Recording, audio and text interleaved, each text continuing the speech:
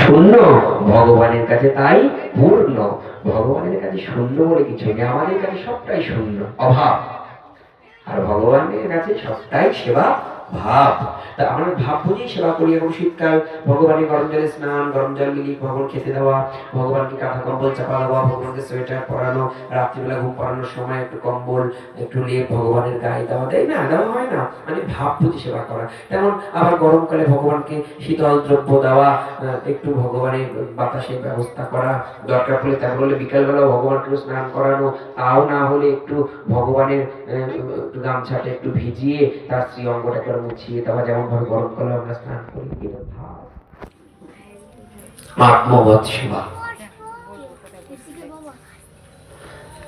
কিন্তু গোপাল বলছে, আমি ভক্তের সমস্ত ভাব গ্রহণ করলাম, কিন্তু সবই তো খেয়ে ফেলেছি, কিন্তু আমার ভক্তগণ তো আমার প্রসাদ ছাড়া কিছুই পায় না, পাবেন কি? তাই ভগবানের কাছে যে বললাম শূন্য নেই, আমাদের কাছে যা শূন্য ভগবানের কাছে তা পূর্ণ। ভগবান তার হস্ত স্পর্শে আবার যেমন ভোগের দ্রব্য সব আবার পরিপূর্ণ হয়ে গেল। তিনি হস্ত স্পর্শ দেওয়া মাত্রই, মানে যখন তিনি পেলেন তিনি সেটি ভোগ, আর যেই মাত্র হস্ত স্পর্শ দিয়ে সমস্ত আবার তার অধরামৃত হয়ে গেল, তার প্রসাদ মানে কৃপা আর প্রেমানন্দে সকলে সেই মানে ব্রজবাসীগণ এবং মাধবেন্দ্র পরিবার সেই প্রসাদ গ্রহণ করলে। তারপর থেকে গোপালের সেবা মাধবেন্দ্র পরিবার ধীরে ধীরে ধীরে ধীরে করেই আসছেন। তবে গোপালের নিত্য নৈমিত্তিক বায়না, মাধবেন্দ্র পরিপাত সঙ্গে মাঝে মাঝে গোপাল কথা বলে। মাধবেন্দ্র পরিপাত অজাতক বৃত্তি, তিনি তার সংকল্পনিষ্ঠ, তিনি সংকল্প থেকে বেরোবেন না। এদিকে গোপালের আজ এটার বায়না, কাল ওটার বায়না। মাধবেন্দ্র পরিপাত বলে, গোপাল আমি কোথা থেকে তোমার এই বায়নাগুলো আবদারগুলো আমি মেটাবো? তুমি বলো তো, তুমি তো জানো আমি মাধবরীতে দিন যায়, তা মাধবরী তো করি না। মানে কেউ যদি যেচে দিয়ে যায় তবে তো তোমার সেবাটুকু করতে পারি। তুমি যদি নিত্য নতুন এরকম আবদার রাখো, বায়না রাখো, আমি কি করে চলি? ভক্ত ভগবানের কেমন মিলন রঙ্গ একবার ভাবুন। ভগবান আবদার করছে ভক্তের কাছে, কোন স্তরে ভক্ত সেই জায়গায় পৌঁছলে তবে ভগবানও ভক্তের কাছে আবদার রাখে। ভক্ত বৎসল প্রভু আমার। তবে কোনো না কোনো ভাবেই গোপালের সমস্ত আবদারই কিন্তু মিটিয়ে দেন। অযাচিত ভাবেই ভক্তরা ব্রজবাসীগণ মাধবেন্দ্র পরিপাতের কাছে সমস্ত দ্রব্যাদি দিয়ে যান আর গোপাল দেবের সেবা করেন। এমন ভাবেই সেবা চলছে। এইভাবেই একটু গরমকাল আসছে, গ্রীষ্মকাল, আর সেই সময় গোপাল দেব মাধবেন্দ্র পরিপাতকে আবারও আবদার। কি আবদার? দীর্ঘদিন মাটির নিচে ছিলাম তো, শোনো মাধবেন্দ্র, অনেকদিন মাটির নিচে ছিলাম, আর মাটির নিচে তাপে আমার শ্রী অঙ্গ এত জ্বালা, এত উত্তপ্ত হয়ে আছে শ্রী অঙ্গ, বড় কষ্ট। তুমি যদি আমার একটু তপ্ত অঙ্গটা শীতল করে দিতে, একটু চন্দন কর্পূর যদি লাগিয়ে দিতে, আমি বড় তৃপ্ত হতাম। বায়না দেখুন গোপালের। মাধবেন্দ্র পরিপাত বলছেন, এখানে তো ভালো চন্দন কর্পূর নেই, তাহলে তো আমাকে উড়িষ্যায় যেতে হবে। উড়িষ্যা অঞ্চলে চন্দন ভালো, কর্পূর ভালো, তাহলে আমাকে যেতে হবে। গোপালের কথা রাখতে হাঁটতে হাঁটতে চলা শুরু করলেন উড়িষ্যার দিকে। উড়িষ্যায় যাওয়ার পথেই পড়ে রেমুনা গ্রাম, মানে জায়গাটির নাম বালেশ্বর, স্টেশন আছে বালেশ্বর।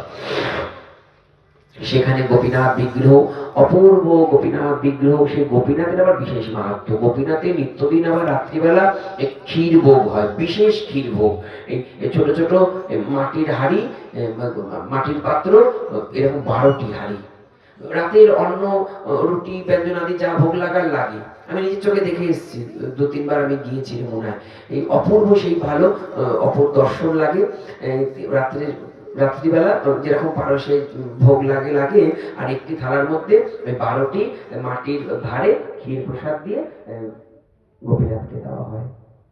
মাধবেন্দ্র পরিপাত যখন আসলেন, মাধবেন্দ্র পরিপাত কিন্তু নিত্যানন্দ প্রভু, অদ্বৈত প্রভু, শ্রী গুরুদেব আর মহাপ্রভু পরম গুরুদেব।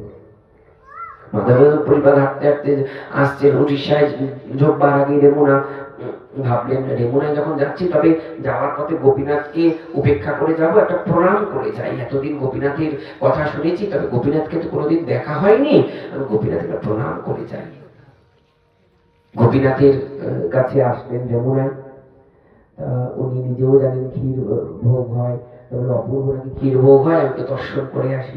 তা গোপীনাথকে দর্শন করেছেন, গোপীনাথকে দর্শন করেছেন ঠিক রাত্রিবেলায়। আর ওই সন্ধ্যা আরতির পর রাতের যে শীতলী ভোগ তা লেগেছে, তার সাথে ক্ষীর ভোগও লেগেছে। ওই 12টি মাটির পাত্রে ক্ষীর ভোগ গোপীনাথের। আর ক্ষীর ভোগ দেখা মাত্রই মাধবেন্দ্র পরিপাত মনে মনে বলছে, আমি যদি একটু ক্ষীর প্রসাদ পেতাম, তবে এমন সুস্বাদু ক্ষীর আমি আমার গোপালকে করে দিতাম।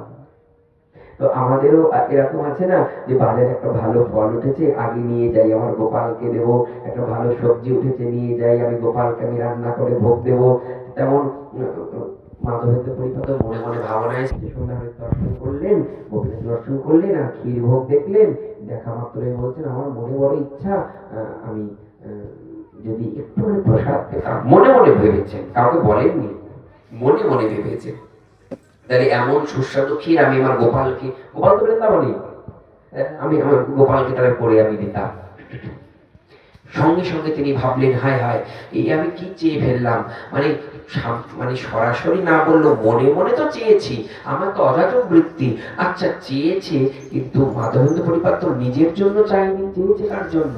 বলে চেয়েছে তো তার গোপালের জন্য, নিজের জন্য নয়। এই স্বাদ বুঝে গোপালকে তেমন ভাবেই ক্ষীর প্রস্তুত করে ভোগ দেবে, আর গোপালও মহানন্দে পাবে, তা দেখে ভক্তের আনন্দ হবে।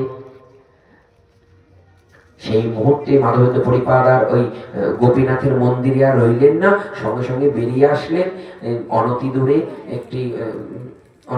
একটি জঙ্গলের মতো, অরণ্যের মতো, মন্দিরের একটু দূরে তিনি রয়েছেন। এমন সময় রাতের ভোগ টোগ হয়ে গিয়েছে, তিনি মনে মনে ভেবে, মনে দুঃখ পেয়ে তিনি চলে আসলেন। মাধবেন্দ্র পরিপাত ওই রাত্রে কোথায় বা যাবেন, রেমুনায় তো কাউকে চেনেন নাই, প্রথম মাধবেন্দ্র পরিপাতের আশা।